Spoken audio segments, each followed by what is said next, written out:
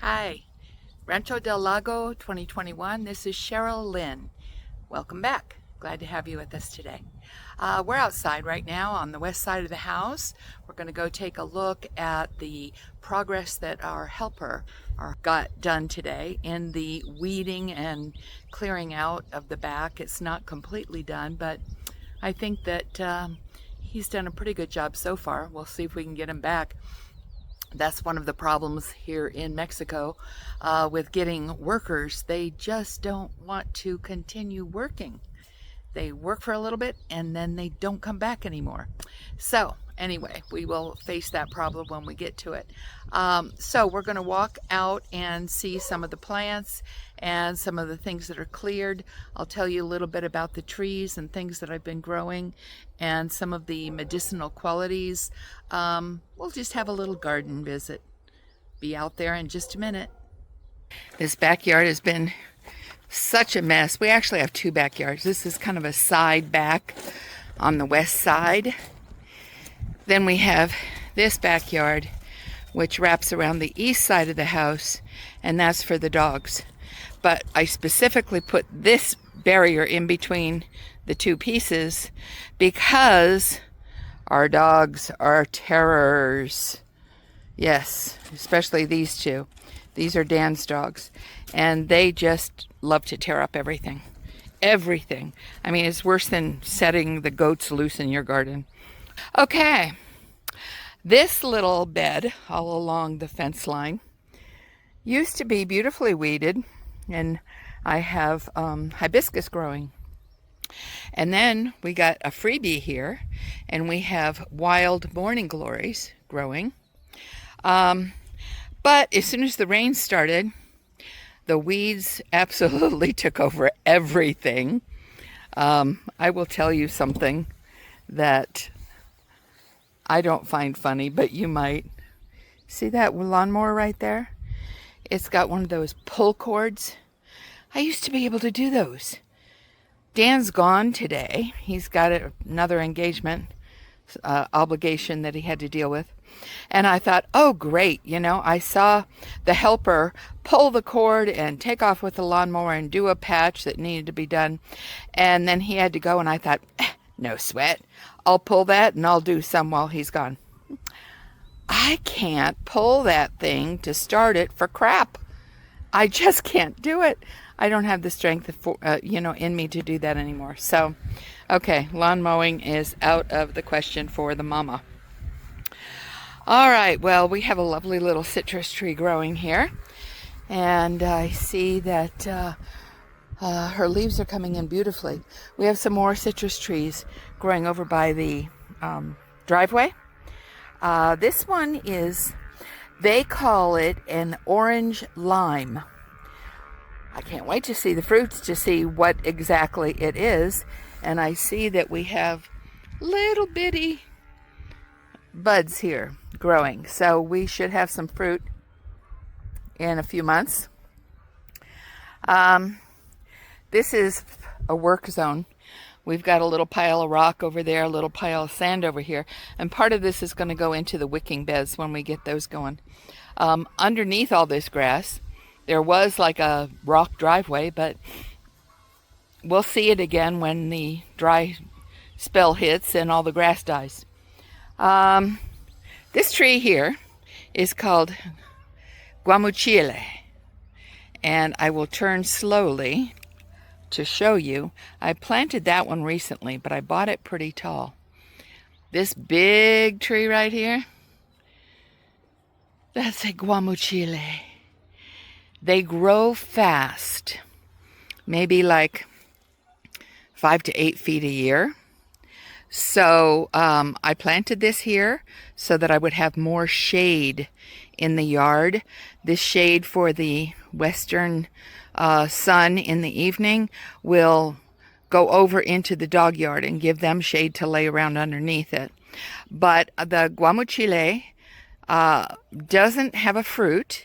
It does have seed pods, and they're like curlicue, and the little seeds inside, the Mexicans come along and collect them on the on the wild trees that are along the sides of the roads. And they do something with them, but I'm not sure. I don't know if they just eat them raw. I don't know if they cook them and prepare them in a recipe. That I will find out and share with you later. We have a nice stand of bananas over here. Since the rain, they are getting thick and full, and I see they need trimmed. But my goats are so happy when the bananas need to be trimmed, because we take the fronds and the stalks of the ones that have spawned bananas, I guess you'd say, and chop those off and feed them all to the goats. They absolutely love the banana plants. The other day I told you about this over here. We'll have that cleared out soon. This is a tamarind tree. I suggested you Google it, but I will, and I'll let you know what it's good for. Then I have several cactus over here that we just placed anywhere until I'm ready to do a cactus garden in that far corner over there, which is nothing but a weed forest right now. This tree that's growing, we actually got that from a friend for free. She found out that it was way too big for her tiny little yard, and it would perhaps invade plumbing underneath the backyard in the house. So we went over and dug it up, and surprise of surprises, it's going to grow out and be the most beautiful royal poinciana you ever did see. We've got to trim off the top branches. They're all dead. I was waiting to see if they would sprout any new leaves or branches, and they didn't. But there's a whole lot of green coming from the base, and so it's going to make new branches. Sorry for the plod, I'm walking. Okay. So it's going to make new branches down there at the bottom, and all of this crap will be gone soon.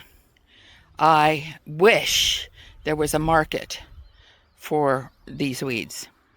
A lot of them are bad, toxic. This is castor, and the castor makes beans, and every part of the plant and the beans that it makes is toxic to pets and livestock. So we get rid of that and burn it. Okay, then let's see. Over here, we got a bunch of clearing done today. Along the fence, I have several bougainvillea growing, and in front of them, I have a bunch of aloe. But accidentally, he chopped off some of the aloe leaves. They'll grow back, not a problem. And then all along the fence up there, I've got ornamentals. I've got a struggling mango here. It was very, very full and had way too many mangoes on it for its young age. So when I trimmed it, I don't know, I think it was getting back at me somehow, and it just dropped most of its leaves. Watching it closely to see if it's going to sprout some new little leaf buds here soon.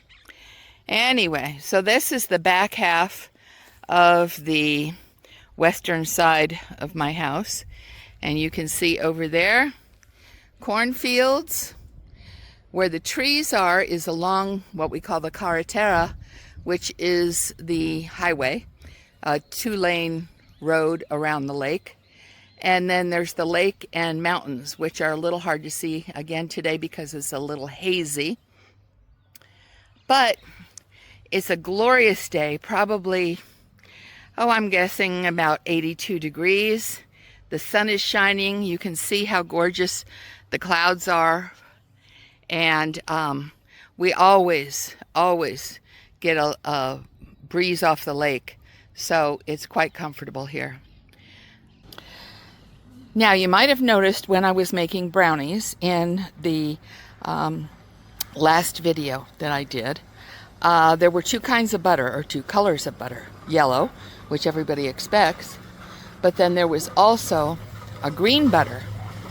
And I'm sure some of you had your suspicions, but I will tell you, this is my Moringa tree. When I got it, it was about 2 feet tall. Now it's about 5 feet tall. Moringa grows very, very fast. It can grow 8 to 15 feet in a year, depending on its growing conditions. Well, when you take these wonderful moringa leaves, you can crush them up and dry them, and then infuse them in butter. The moringa has all kinds of tremendous healing qualities, and it's a superfood. It's just a superfood. So I use butter a lot, and I'm not crazy about just tearing off some of the leaves from the moringa and chewing on them, although it's not horrible. It's just not, doesn't taste sweet like I like. Anyway, but I do use a lot of butter, and to infuse the moringa in the butter gives me all of the health benefits of the butter, as I was doing with the brownies. I mean, just spreading it on toast, anything you do, without the stronger flavor of the leaves. So that's moringa. I pointed out to you that this is mint. This is chocolate mint. And then over here, which is quite overgrown with weeds, but hiding in there, I have peppermint. And I have used them a few times for cooking, but not much. This is a jasmine. This one here is some kind of vine, I can't remember, but it makes beautiful scented, white scented flowers. And then, of course, rosemary, and this is growing like crazy. It's probably grown a foot since I put it over here.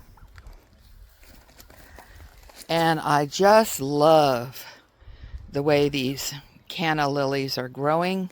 So thick, so lush and blooming.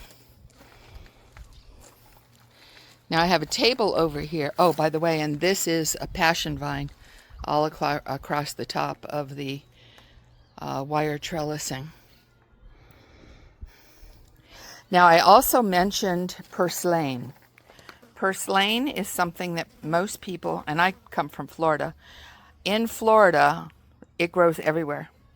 And sometimes it makes little tiny red flowers like this, and sometimes it makes little tiny different colored flowers, because there are different varieties of purslane. Purslane is also a superfood. If you have some, you find it in your yard, look it up, make sure that's what it is, you know, Google it. Use it. You can use it in salads, fresh. You can, you know, put some in a sandwich if you're making a sandwich with lettuce. You can use it in all different kinds of ways, and it has tremendous health qualities, benefits for you is what I mean. So check that out and put some purslane in your diet. Now we are under the big shade tree, and I just wanted to point out to you, because I love it so much, my blue ginger is just blooming all over the place. This plant here that's all around the bottom of the tree, it blooms in a little tube orange kind of flower, and it also has great medicinal qualities, most specifically for digestion. I have a few herbs tucked in here, because my herbs do not do well out in the sun. They burn up and die. And there's several things tucked away in here, but a lot of them right now are just being crowded by weeds. Okay, we're alongside the driveway right now, where I have a few different kinds of citrus trees growing. This one is a Myers lemon, and you can see that we have a couple really good-sized lemons going, and it's got a bunch of new blossoms too. So we should have many more lemons for this season. This one here, that's my puppy dog Tesla. She was my first puppy dog here, and she's a golden retriever mix, but she's the sweetest, most gentle thing. Okay, this one here, you can see that we have a couple of really nice ones growing, is a pink grapefruit. I think I've got 3 decent sized growing, and some little ones started, if I'm not mistaken, because we had some buds here not too long ago. This poor little guy is a lime. It was big and beautiful at a friend's house, and she said, "You want it?" And I said, "Sure." So we dug it up and brought it over, and the poor thing went into such horrible shock, like the whole top half of the tree died. So I cut it way back, and this is what it's done. And we don't have any blossoms on it yet, but that's okay. At least I know it's healthy and it's coming along. Hi guys, how you doing? This one right in front, this is Sugar. She's the matriarch of everything, and she is a bully. Dan found me some pallets, and he's getting ready to extend the size of the shed out here, because come spring we will have 8 does having babies. Yes, hopefully not all on the same day. And this last citrus tree over here is doing phenomenally well. We have a handful of nice fruits growing. You can see down there. But we have a whole lot of little buds. You can see here.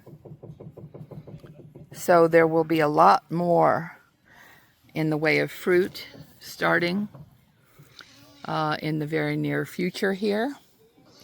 And I can't wait to have navel oranges right off my tree. Well, that concludes our visit for today. I hope that you enjoyed the content and that you will come back again for the next video. Please remember to like and share and help me to promote this channel so that I can reach a lot more people and show you what we do here at Rancho del Lago 2021 in Chapala, Jalisco, Mexico. Bye.